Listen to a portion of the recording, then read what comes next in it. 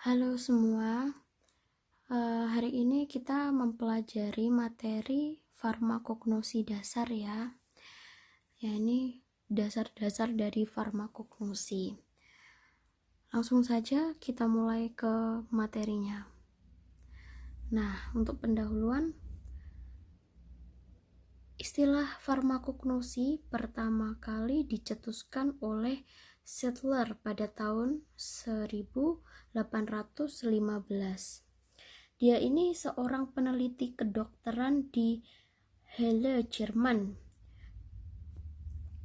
Dan bukunya menciptakan buku yang berjudul Analecta Pharmacognosi. Nah, farmakognosi itu sendiri berasal dari bahasa Yunani yang artinya pharmakon itu adalah obat atau racun, dan genosis ilmu dan pengetahuan. Jadi farmakognosi secara harfiah itu adalah pengetahuan tentang obat. Nah, kalau kalian itu biasanya kan lebih familiar obat-obat yang ada di apotek ya. Itu adalah obat-obat kimia. Walaupun sebenarnya dalam apotek itu tidak hanya menjual obat kimia, tapi obat herbal pun juga ada. Tapi perbandingannya kira-kira 80 banding 20%. Jadi banyakan kimianya. Nah, kemudian farmakognosi menurut Flukiger ya, itu adalah pengetahuan secara serentak berbagai cabang ilmu pengetahuan untuk memperoleh segala segi yang perlu diketahui tentang obat alami. Nah, ini ada beberapa pengertian ya. Kalau ini kan pengertiannya secara menurut bahasa, dari bahasa Yunani. Nah, kemudian kalau ini menurut Flukiger. Nah, ini ada pengertian farmakognosi secara sempit. Itu adalah pengetahuan khusus tentang cara identifikasi dan evaluasi bahan ilmiah yang digunakan sebagai obat. Nah, jadi kalau sempitnya itu farmakognosi itu membahas tentang obat-obat herbal. Jadi mengidentifikasi apa sih kandungannya, apa tumbuhan ini apa sih fungsinya, seperti itu. Jadi dievaluasi. Kemudian farmakognosi secara luas ya, pengetahuan mengenai sejarah, kultivasi atau pengolahan lahan, kemudian pengumpulan, setelah itu diseleksi, setelah itu disiapkan, setelah disiapkan ada penyimpanan, kemudian diidentifikasi, dievaluasi, kemudian diawetkan, penggunaan dan distribusi bahan alami untuk pengobatan. Jadi sebelum tumbuhan itu menjadi obat, nah ini melewati berapa rangkaian ini. Oke, lanjut. Nah, sejarah dan perkembangan farmakognosi. Sejarah farmakognosi itu yang pertama ya, sejarah farmasi dulu, identik.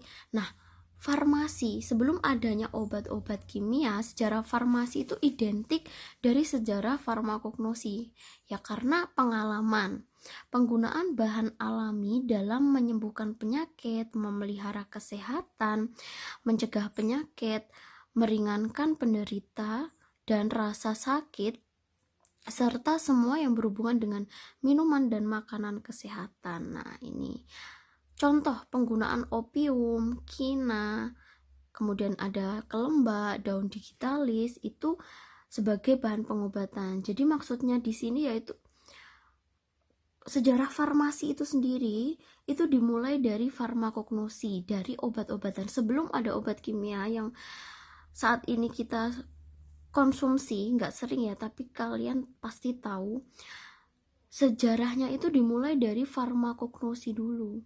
Sebelum ada obat kimia, itu dimulai dari obat-obatan herbal.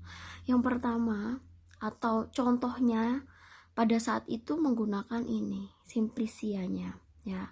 Penggunaan opium, kina, kelemba, digitalis, semuanya adalah simplicia. Para pengobat herbalis adalah praktisi farmakognosi yang pertama. Jadi sebelum adanya dokter ya, itu adalah praktisi herbal atau farmakognosi ini, karena mereka pada zaman dahulu itu menggunakan obat itu dari tumbuhan, nggak langsung kimia seperti saat ini ya, karena kalau kimia itu memerlukan penelitian klinis, praklinis seperti itu. Oke. Nah, kita masuk ke perkembangan atau sejarah farmakognosi yang selanjutnya. Yang pertama, catatan mengenai perkembangan farmakognosi yang paling tertua itu adalah dokumen Sanidar. Nah, yang keempat ya. Dokumen ini didapat dari kuburan manusia pada masa Sanidar 4 di Irak dari masa kurang lebih 60.000 sebelum Masehi. Wah, udah lama sekali ya. Spesies tanaman yang digunakan sebagai obat diantaranya adalah, nah ini, ephedra, daun ephedra. Terus kemudian ada achillea. Ini adalah contoh simplicia atau tumbuhan yang digunakan pada masa Sanidar ya. Seperti itu, ini contoh tumbuhannya. Kemudian yang kedua ada catatan dari tradisi Eropa. Nah, ini catatan dari tradisi Eropa. Contohnya adalah jamur obat yang berasal dari pegunungan Alpen di Australia atau Italia. Itu pada masa 3300 sebelum Masehi.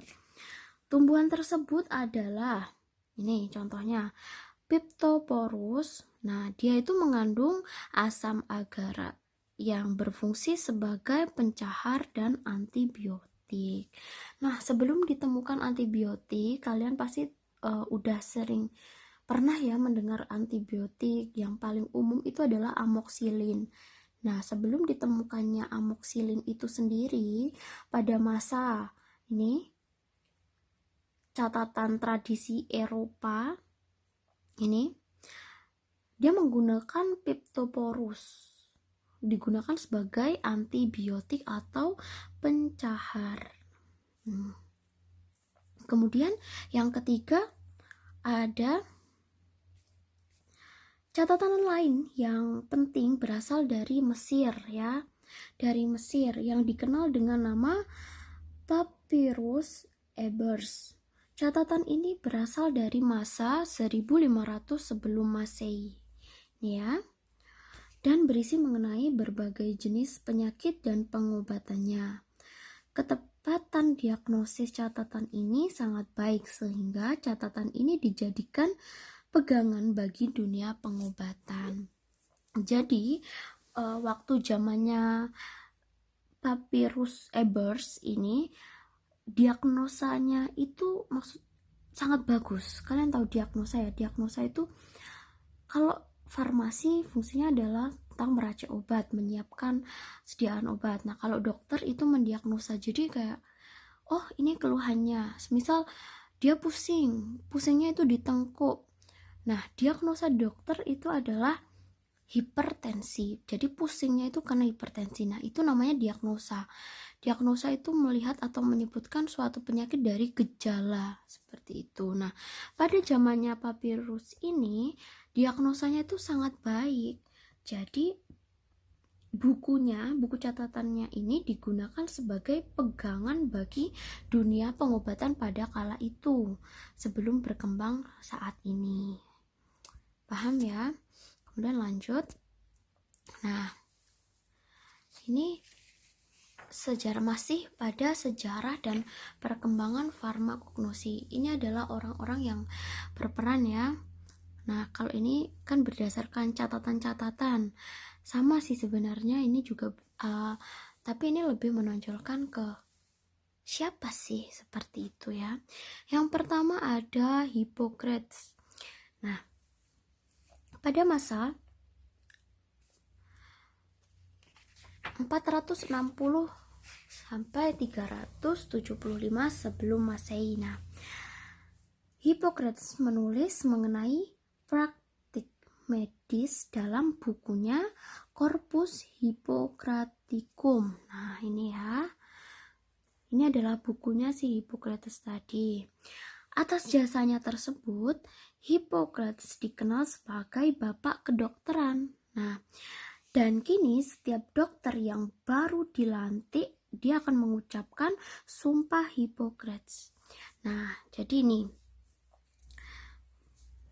si Hippocrates ini adalah bapak kedokteran. Yang disebut sebagai bapak kedokteran adalah Hippocrates. Nah, beliau menulis bukunya Corpus Hippocratinum. Seperti itu ya. Dan ini pada masa 460 sampai 375 sebelum Masehi. Kemudian setelah Hippocrates ada Pedanius Dioscorides. Oke. Pada masa yang lebih modern daripada si Hippocrates ya, seorang sarjana yang berasal dari Yunani bernama Pedanius Dioscorides ini dianggap sebagai bapak obat-obatan. Kalau yang pertama tadi adalah bapak kedokteran ya, kalau yang ini adalah bapak obat-obatan. Beliau si Pedanius ini mendeskripsikan kurang lebih 600 tumbuhan obat dalam bukunya yang berjudul De Materia Medica pada tahun 78 Masehi. Dalam catatannya ini ada beberapa obat-obat alami yang sampai saat ini masih digunakan. Contoh, ini adalah tumbuhan yang digunakan pada masa Pedanius ya. Contohnya aloe, belladon, terus ergot, hyoscyamus, dan opium. Nah, ini adalah nama Latin ya. Mungkin kalian masih belum familiar nama-nama Latin. Tidak apa-apa karena ini masih awal. Nanti ke belakangnya kita akan mempelajari apa sih aloe, apa sih belladon, kemudian apa sih hyoscyami itu, dan opium. Nah, ini adalah tumbuhan pada masa Pedanius. Kemudian yang selanjutnya Claudius Galen. Tokoh selanjutnya yang berperan penting dalam perkembangan farmakognosi ya. Claudius Galen ini pada masanya 129 sampai 200 Masehi. Beliau ini meringkas catatan bidang kedokteran dan farmasi. Dari namanya dikenal istilah sediaan galenik, yaitu sediaan sarian yang diambil dari bahan alam. Misalnya ya, ekstrak belladon. Nah, makanya dikenal saat ini adalah sediaan galenik karena pada masa Claudius Galen ini beliau menemukan sediaan galenik seperti itu. Apa sih sediaan galenik? Nah, sediaan galenik itu ini sediaan sarian dari bahan alam. Jadi kalau semisal bahan alam, semisal daun pepaya ya, itu bisa kalian buat ekstrak. Nah, dengan cara apa? Nah, dilihat daun pepaya itu mengandung zat aktif apa. Contohnya dia mengandung tanin. Nah, tanin itu larut dalam larutan apa? Semisal etanol. Maka daun pepaya itu direndam dalam etanol. Nah, zat aktifnya itu akan melarut seperti itu. Nah, ini adalah gambar dari bapak yang pertama tadi, bapak kedokteran ya. Nah, ini Hippocrates, ini adalah beliau. Kemudian ini adalah bukunya Sumpah Hippocrates ya, yang saat ini apabila dokter baru pasti dilantik itu harus mengucapkan sumpah ini. Seperti itu. Nah, kemudian yang selanjutnya Dioscorides ya, dan ini adalah bukunya De Materia Medica. Oke, selanjutnya. Nah, ini adalah Claudius Galen. Kemudian kita masih membahas tentang sejarah perkembangan farmakognosi. Kalau tadi berdasarkan buku-buku, ada orangnya. Nah, ini berdasarkan tempatnya ya. Yang pertama akan kita bahas tentang tradisi dari Cina. Oke.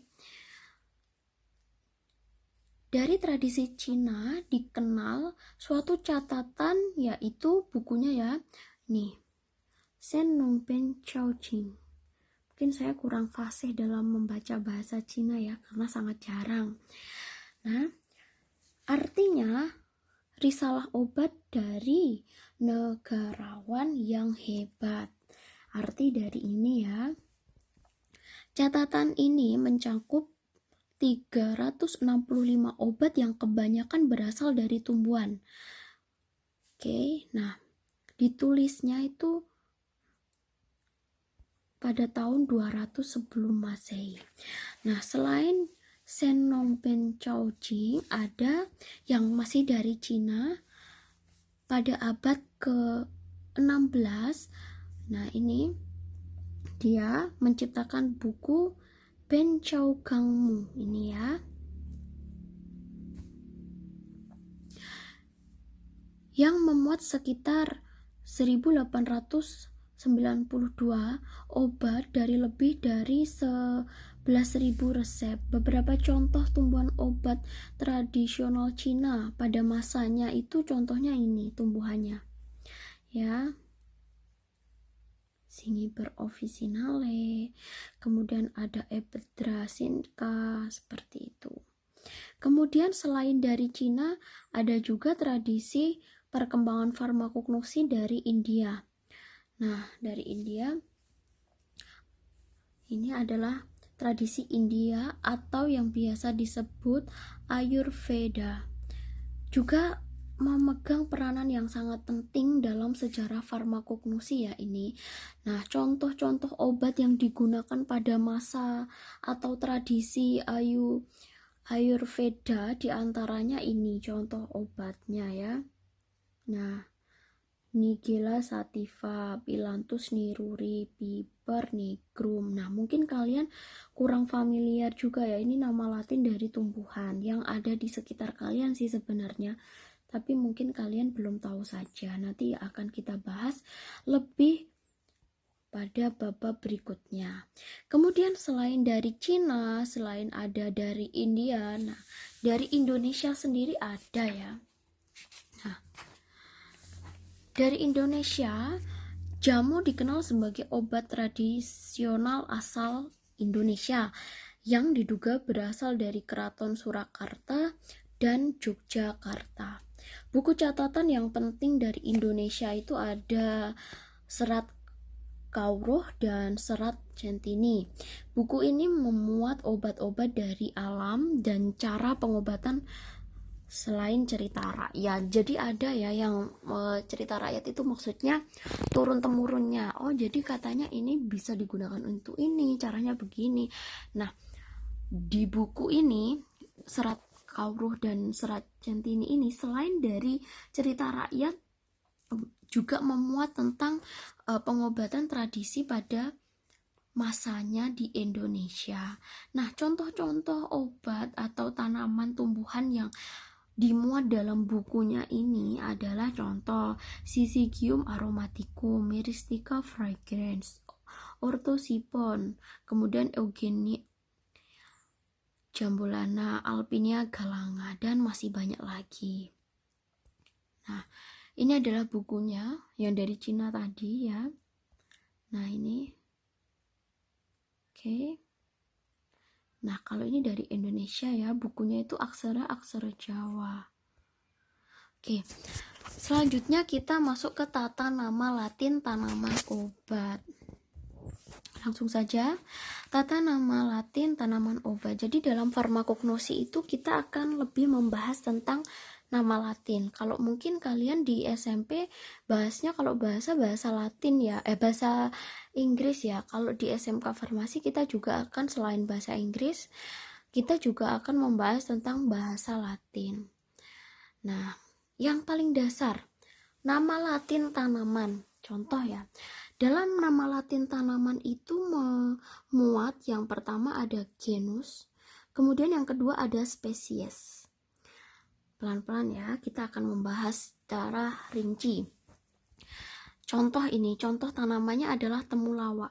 Temulawak kalian udah tahu ya. Temulawak memiliki nama Latin Curcuma canthoriza ini. Curcuma canthoriza. Nah, si curcumanya ini adalah genusnya, kemudian canthoriza adalah spesiesnya.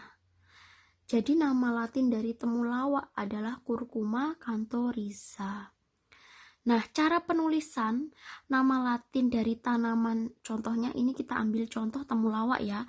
Kalau kalian menulis ya, kalau di buku catatan itu secara teori itu harus huruf ini italik atau dimiringkan. Kalau tidak bisa dimiringkan, kalian bisa menggaris bawah. Itu adalah nama Latin, harus ditulis seperti itu. Jadi semisal kalian ulangan, terus ditulis di buku catatan. Nah, kalian kan mungkin tulisannya nggak bisa ya di italik. Kalau di Word itu diketik di komputer, itu kan pasti ada ya bedanya, yang huruf biasa sama yang huruf dimiringkan itu pasti ada bedanya. Tapi kalau tulisan tangan kemungkinan akan sulit sekali dibedakan. Jadi diantisipasi dengan cara di garis bawah, itu menandakan nama Latin dari suatu tanaman. Jadi kalau kalian ulangan terus menyebutkan nama Latin dari suatu tanaman, tapi walaupun kalian sudah benar, misal sebutkan nama Latin dari temulawak, kalian menjawab Curcuma canthoriza, tapi cara penulisannya salah, tidak ada garis bawah atau tidak huruf miring, ini akan salah ya. Jadi ingat cara penulisannya, kalau di komputer itu bisa kan di italik atau di huruf yang miring, tapi kalau di catatan kalian bisa menggunakan cara penulisan dengan cara digaris bawah seperti ini. Oke, sampai sini paham ya. Nah, cara penulisan yang kedua, kalau ini kan yang pertama penulisan nama Latin huruf miring atau diberi garis bawah. Cara penulisan yang kedua, huruf pertama atau genusnya itu harus huruf besar. Kemudian huruf pertama menunjukkan spesies harus huruf kecil. Contohnya ini, Curcuma, C-nya yang pertama ini besar kan, sedangkan canthoriza-nya itu kecil. Jadi caranya itu seperti itu. Huruf pertama yang menunjukkan genus itu ditulis dengan huruf kapital. Kemudian huruf yang menandakan petunjuk spesies harus huruf kecil. Oke, sampai sini paham ya. Nah, ini tata nama Latin tanaman obat yang kedua. Nama ilmiah lengkap tanaman terdiri dari nama Latin diikuti dengan singkatan nama ahli botani yang memberikan nama. Jadi bisa dibilang ahli botani itu adalah yang menemukannya, jadi yang memberikan nama. Kalau ini tadi kan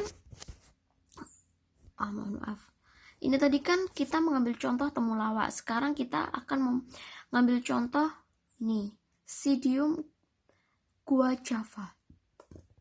Psidium guajava itu adalah nama Latin dari daun jambu biji ya. Nah, nama ilmiah yang lengkap, kalau ini tadi kan nama Simplicia. Nama Simplicia, kemudian ini adalah nama Latin.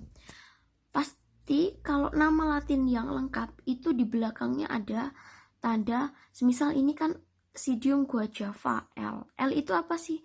Ini hanya singkatan, dan nama ahli botaninya itu adalah, yang menemukannya itu adalah Linnaeus.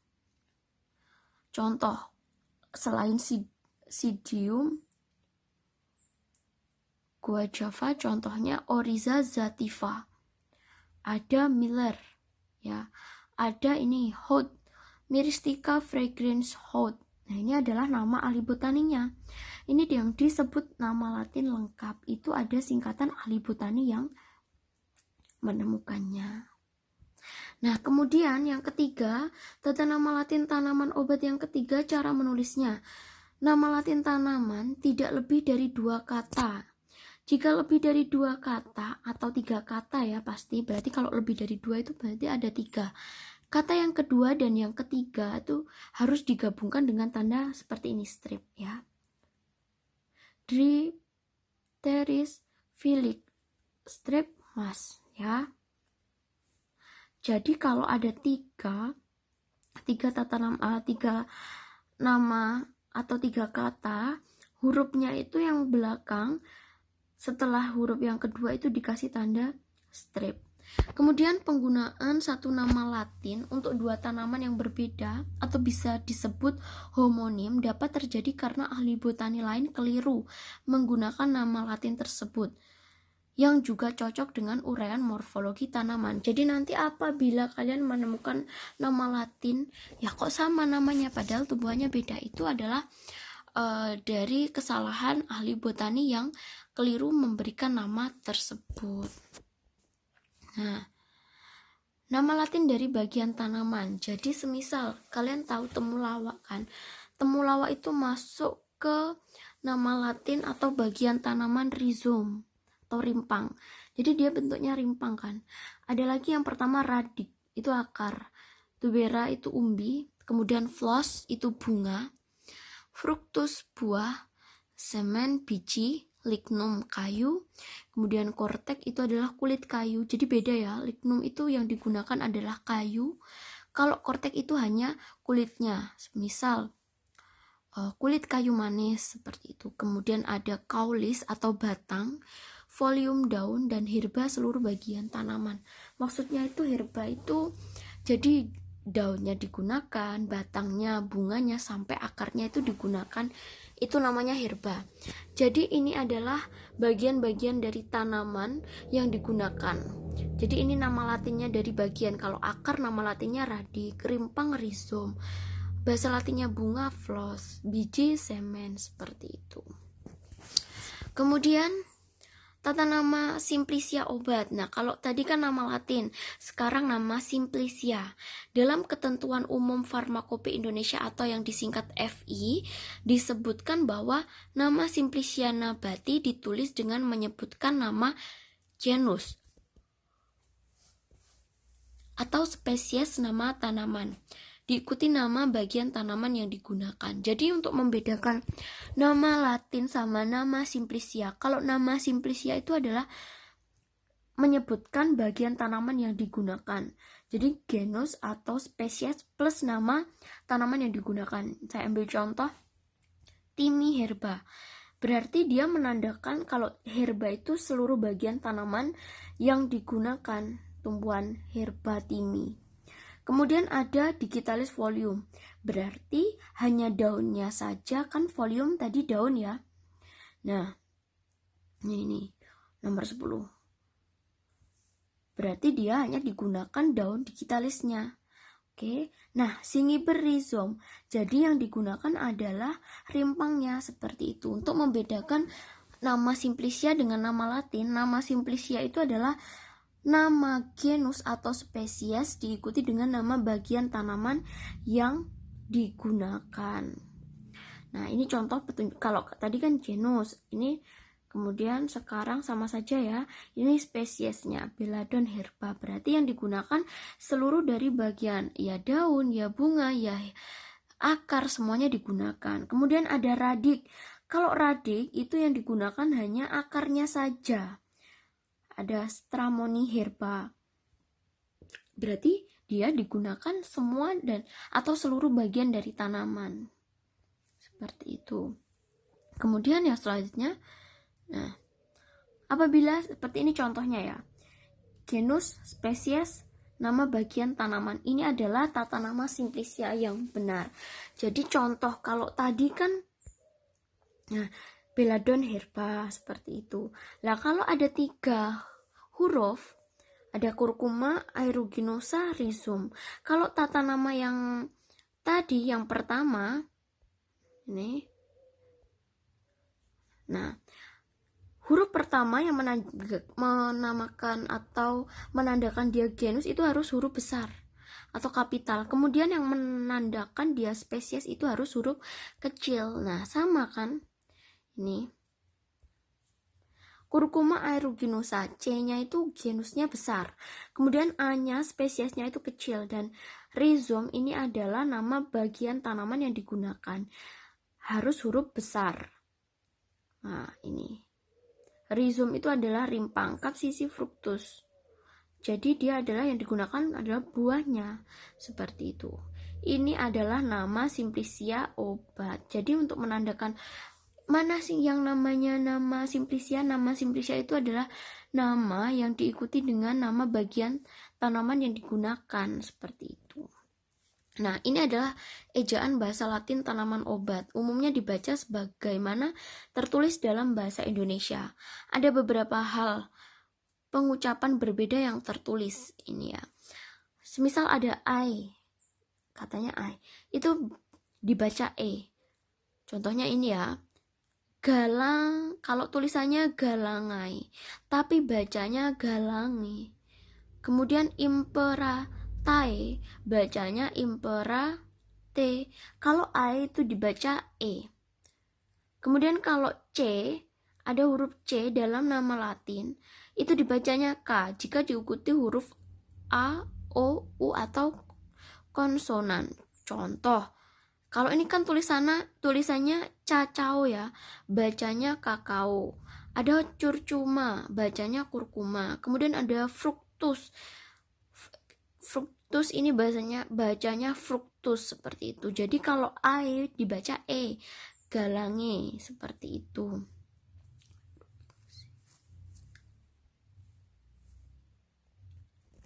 Nah, contoh. Nah, ini adalah tabel bagian tanaman, nama Simplicia dan nama Latin. Nah, apa sih bedanya nama Simplicia dan nama Latin? Bedanya nama Simplicia itu nama yang diikuti, dia itu ada bagian tanaman yang digunakan. Kalau tadi kan udah saya jelaskan ya, nama bagian tanaman. Contoh ini, saya ambil contoh Caryophyllus. Flos bunga ya. Nah, nama Latinnya, ini bagian tanaman yang digunakan, kemudian ini nama Latin. Kalau flos itu kan nama bagian tanamannya adalah bunga. Contoh nama Simplicianya Caryophyllus. Nah, nama Latin dari tanaman asal Eugenia caryophyllata. Kemudian ada, nah ini, saya ambil contoh caulis atau batang. Ini berarti yang digunakan adalah batangnya. Nah, nama Simplicianya Tinospora caulis. Nah, ini Tinospora tuberculata. Ini adalah nama tanaman asal. Jadi nanti kalau ada soal, semisal ada soal Curcuma rhizome dan Curcuma canthoriza, mana yang disebut nama Simplicia? Yang ini apa yang ini? Jawabannya yang ini. Nama Simplicia adalah nama yang diikuti dengan ada bagian tanamannya. Ada semen, ada caulis, rhizome. Kalau ini adalah nama Latin tanaman asal. Seperti itu. Nah, selain itu ada, dalam Simplicia itu ada zat berkhasiat dari tanaman obat. Ya. Zat berkhasiat dari tanaman obat dan manfaatnya. Dalam Simplicia terdapat zat-zat berkhasiat seperti golongan alkaloid, glikosida, flavonoid, steroid, dan antibiotik, minyak atsiri, kemudian ada tanin, dan lain-lain. Masih banyak lagi, ini contohnya saja. Nah, yang disebut zat aktif itu adalah dia memiliki efek farmakologis tertentu. Saya ambil contoh tanin ya. Tanin itu ada di, kalau kalian pernah makan jambu biji pasti ada rasa sepat ya, pahit-pahit, itu adalah kandungan dari tanin. Nah, fungsi dari tanin ini adalah dia untuk menghentikan diare. Itu fungsinya. Jadi kan dia zat aktif, memiliki efek farmakologis, jadi dia bisa menyembuhkan atau mengobati suatu penyakit tertentu. Beda lagi sama dengan zat inert. Zat inert yaitu zat yang tidak memiliki efek farmakologi. Contohnya pati, albumin, selulosa, dan lain sebagainya. Dia itu cuma zat tambahan, tidak memiliki efek menyembuhkan. Beda dengan zat aktif tadi. Seperti itu. Belum semua tanaman obat yang digunakan masyarakat untuk pengobatan diteliti kandungan zat berkhasiat, dan banyak sekali di masyarakat umum. Contohnya ya, kalau di tempat saya, orang-orang itu percaya bahwa, kalian tahu mawar ya, mawar digunakan sebagai obat kanker. Nah, padahal belum melakukan penelitian, tapi orang-orang atau masyarakat sudah percaya kalau mawar itu digunakan sebagai obat kanker. Seperti itu. Walaupun mereka belum tahu kandungan dari si bunga mawar itu apa. Seperti itu. Nah, ini yang hampir sama ya kayak yang tabel tadi. Contohnya, nama latin obat Curcuma domestica itu adalah kunyit. Zat berkhasiatnya adalah kurkumin. Khasiatnya apa? Anti tumor, hepatoprotektor, anti radang, dan lain sebagainya. Contohnya, Myristica fragrans itu adalah biji pala. Zat berkhasiatnya dia mengandung myristin yang digunakan sebagai sedatif atau penenang. Seperti itu. Jadi ini adalah zat berkhasiatnya. Nah, ini adalah sistematik tumbuhan. Kalau kalian mungkin di SMP sudah sedikit familiar ya. Jadi sistematik tumbuhan, contohnya ini ada, saya ambil contoh jambu biji, kingdom, subkingdom, superdivisi, dan lain sebagainya. Tapi kita tidak akan mempelajari lebih jauh tentang ini. Cukup nama latin, nama tanaman asal, nama simplicia, kemudian ada khasiatnya apa, terus kandungan zat aktifnya apa, seperti itu. Kita akan lebih terfokus dengan seperti itu. Nah, untuk materinya farmakognosi dasar untuk hari ini cukup sekian ya. Saya rasa semoga nanti bisa masuk ya materinya, karena kita kendala daring. Dan terima kasih untuk perhatiannya ya. Saya tutup.